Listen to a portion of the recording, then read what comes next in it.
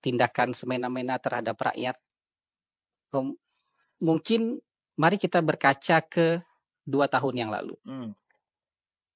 Mas Hal ingat nggak kapan PPN naik dari 10 jadi 11%? Nah itu, kelihatannya nggak berasa nggak? Iya, nggak nyadar. Maksudnya. Saya takutnya saya doang yang nggak ingat gitu.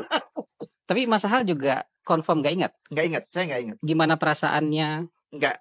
Apa yang dirasakan bahkan waktu itu? Saya ingat tuh, saya kan cukup aktif di medsos ya, di X ya. Waktu itu nggak tahu masih Twitter atau sudah X.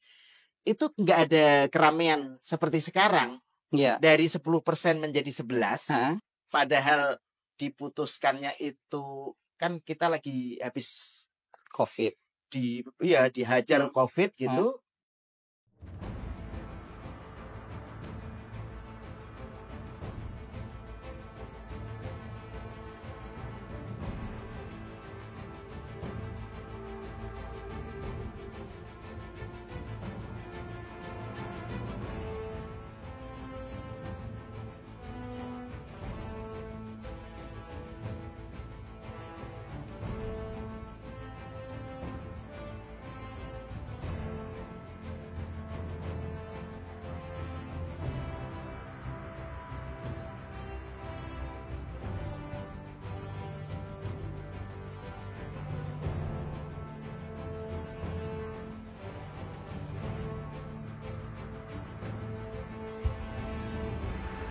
Halo, assalamualaikum warahmatullahi wabarakatuh. Kembali lagi di channel Blog Pol.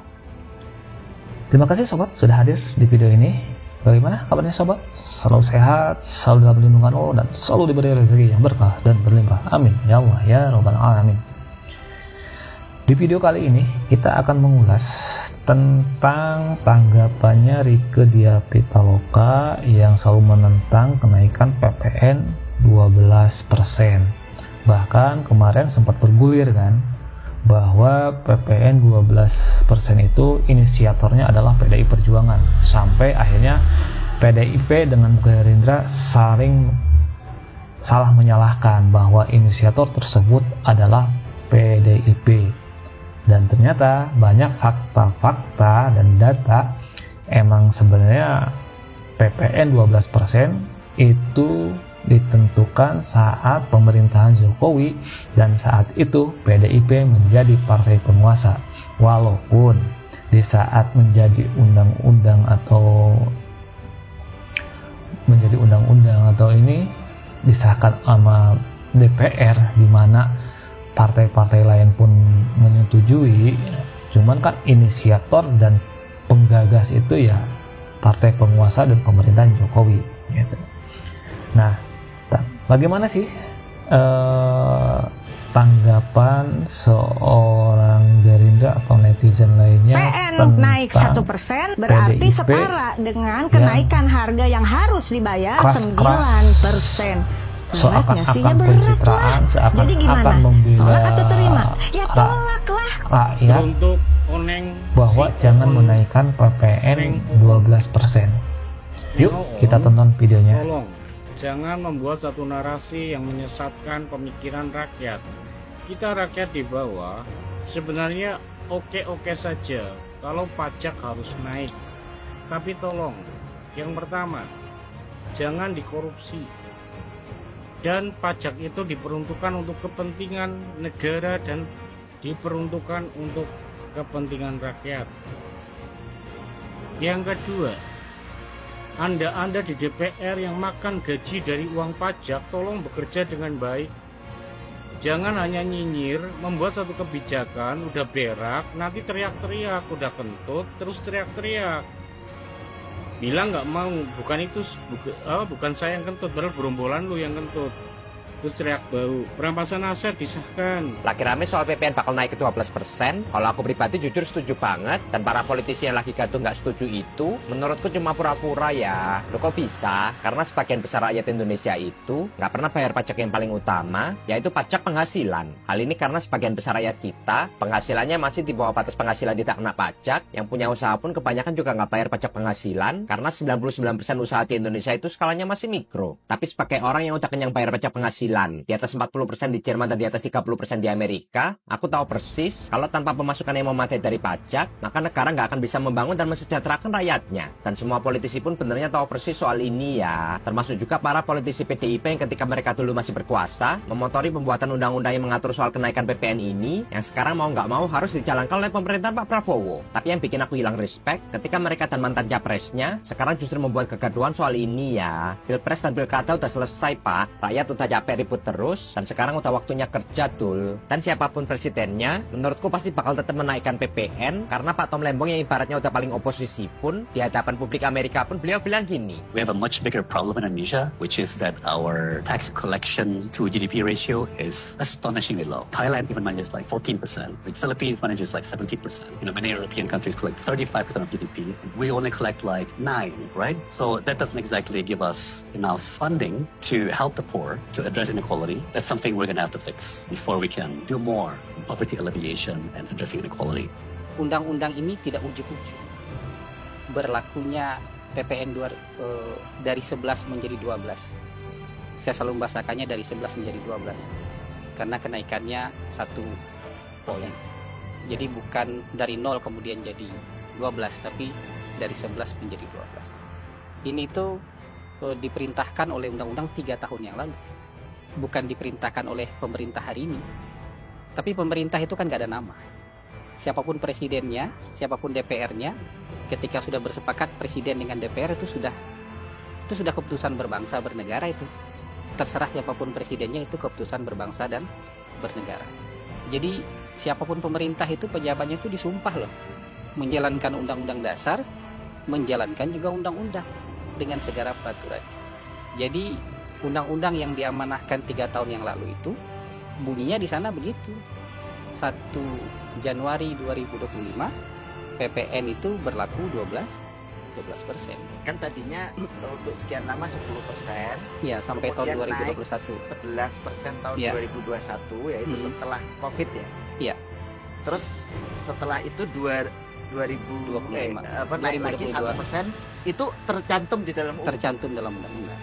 Jadi kalau misalnya orang banyak sekarang tuh fear mongering, menebar ketakutan, menebar kesalahpahaman, kemudian bilang akan begini, akan begitu, seolah-olah ada malapetaka besar, seolah-olah ini adalah sebuah tindakan semena-mena terhadap rakyat. Mungkin mari kita berkaca ke 2 tahun yang lalu. Mas Al ingat nggak kapan PPN naik dari 10 jadi 11%? Nah itu berasa nggak? Iya, nggak nyadar. Saya takutnya saya doang yang nggak ingat gitu. Tapi Mas Al juga confirm nggak ingat? Nggak ingat, saya nggak ingat. Gimana perasaannya? Nggak. Apa yang dirasakan bahkan waktu itu? Saya ingat tuh, saya kan cukup aktif di medsos ya, di X ya. Waktu itu nggak tahu masih Twitter atau sudah X. Itu nggak ada keramaian seperti sekarang. Ya. Dari 10% menjadi 11. Padahal diputuskannya itu kan kita lagi habis Covid. Dihajar Covid gitu. Naik kan 1%. Itu nggak serame sekarang gitu. Iya, makanya saya mau bilang bahwa orang-orang yang kemudian menebar ketakutan ini kan seperti lupa sejarah. Toh kita juga pernah mengalami ini 2 tahun yang lalu kan. Dari 10 menjadi 11 ini kan besarnya sama, dari 11 ke 12 kan nambah 1. Sama-sama nambah 1 dari harga pokok kan, PPN itu. Jadi waktu itu seingat saya nih, kecuali saya lupa nih, tapi kan saya konfirmasi juga sama Mas Al. Saya juga betul-betul nggak terlalu ingat loh, nggak ada yang nempel di memori saya tentang sesuatu yang luar biasa ketika PPN naik dari 10 ke 11%. Padahal kondisi kita mungkin nggak sebaik hari ini. Kondisi kita baru benar-benar pulih, baru mulai pulih dari Covid. Jadi tepatnya itu April 2022. Saya nggak hafal tanggalnya, kalau saya nggak browsing saya nggak hafal tanggalnya. Mas Al juga tadi nggak ingat kan? Nggak ingat. Ya. Jadi kalau disuruh bercerita apa yang kita rasakan pada saat itu, sebagian besar orang juga sebenarnya nggak bisa bercerita banyak gitu, karena waktu itu lewat begitu aja, smooth begitu aja. Dan hari ini memang kita melihat kehebohan ini, penolakan ini lebih kepada ketakutan dan kesalahpahaman yang disebarkan begitu banyak di media sosial soal kenaikan. Padahal kita sudah pernah naik dari 10 ke 11. sekarang naik dari 11 ke 12. Kira-kira sama-sama 1 poin. Di PPN naik 1% berarti setara dengan kenaikan harga yang... anak banteng ya, amnesia. Seluruh kader-kader banteng amnesia. Ya, mereka lupa bahwasanya kenaikan PPN, pajak PPN pertanggal 1 Januari 2025 itu atas persetujuan dari mereka. Ya, sekarang anak kader-kader banteng menolak masalah kenaikan PPN, padahal mereka sendiri ikut serta di dalamnya, menyetujui kenaikan PPN di tanggal 1 Januari 2025. Dan Ketua DPR RI yang mengetuk palu untuk pengesahan PPN, kenaikan PPN, itu adalah dari kader banteng dan anak emak banteng. Sekarang mereka lupa, ya, amnesia semuanya. Semua kader-kader banteng menolak masalah kenaikan PPN, padahal mereka sendiri yang menyetujuinya. Sekarang semua kader banteng amnesia, seolah-olah mereka tidak ikut andil dengan kenaikan pajak PPN. Terutama yang satu ini, Kohar, padahal dia sendiri menyetujui. Dari 9 fraksi partai di DPR, ya cuma 1 yang menolak, yaitu PKS. Semuanya menyetujui, termasuklah banteng nomor 1. Jadi nggak usah sok amnesia kalian. Ya, seolah-olah kenaikan PPN itu ya bukan persetujuan dari DPR. Nah, itu sobat, tanggapan tentang PDIP menolak PPN 12%, bahkan Oneng sampai ada yang menghujat OON gitu kan, gitu. Karena emang inisiator awalnya emang ya salah satu partai penguasa PDIP, dan Hasbi pun bilang bahwa itu emang udah terbentuk undang-undang gitu, dimana tahun 2021 11%, lalu nanti 2025 naik menjadi 12%. Itu udah ada diatur undang-undang 3 tahun yang lalu katanya gitu kan. Nah, permasalahannya di saat menjadi undang-undang itu pasti pemerintah sebelumnya itu mengadakan penelitian secara ilmiah bagaimana dampak-dampaknya kemudian gitu kan. Nah, banyak yang kontra, yang menolak bahwa katanya daya beli masyarakat kita itu sudah turun gitu kan. Tapi ya sebenarnya kalau untuk di Indonesia itu mau daya masyarakat udah turun atau gimana, di saat kita ngobrol di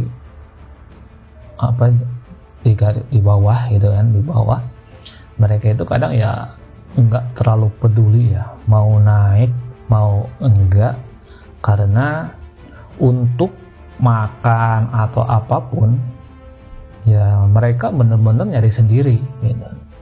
Jadi ya bahkan kalau ada orang yang benar-benar kental keyakinan dalam beragama, dia bilang ya mau naik mau enggak ya Allah katanya pasti ngasih rezeki, ibaratnya gitulah. Jadi emang di Indonesia itu masyarakat atau apa tuh ya isinya nggak tergantung, masyarakat di kampung-kampung itu nggak tergantung dengan kebijakan-kebijakan pemerintah. Walau suatu saat itu akan mahal atau enggak, yang penting ya pasti hasil usaha sendiri, bukan bantuan dari pemerintah. Ya selalu berpikirnya kayak gitu. Nah, kenapa sekarang posisi misalnya harus naik 12%? Tadi kan ada tuh videonya Tom Lembong waktu bilang di Amerika bahwa emang GDP rasio kita masih rendah, dan emang pendapatan untuk membangun Indonesia itu ya dengan luasnya sekian pendapatan itu, dan ini ya mungkin ya butuh, apalagi kemarin ya untuk bayar cicilan hutang gitu kan, untuk pembangunan bayaran cicilan hutang, terus Walaupun di berita ada bilang bahwa naiknya PPN adalah untuk mensukseskan makan gizi gratis, ada yang bilang kayak gitu. Atau ada yang sampai ada yang bilang masa katanya kalau naikin 12% bisa makan siang tapi makan malamnya bagaimana, sampai ada yang pesimis begitu ya, pesimis begitu. Cuman emang untuk melakukan suatu perubahan dan di saat pemerintah mengambil pajak lebih gede lagi dari masyarakat, pengawasan dan hukum harus lebih ketat, korupsi dan pengadilan harus lebih tajam.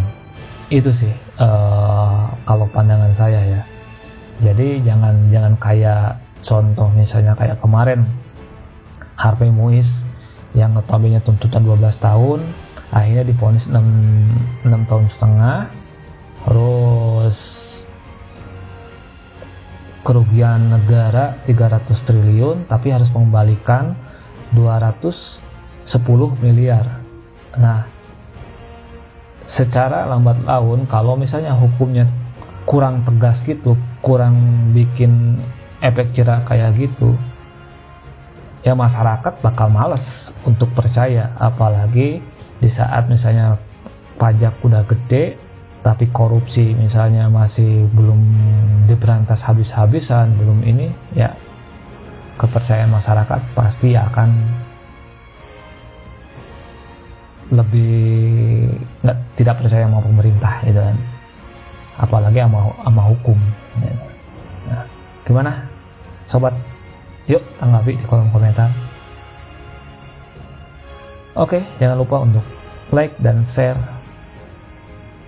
video ini. Semoga bermanfaat. Terima kasih sudah nonton. Assalamualaikum warahmatullahi wabarakatuh.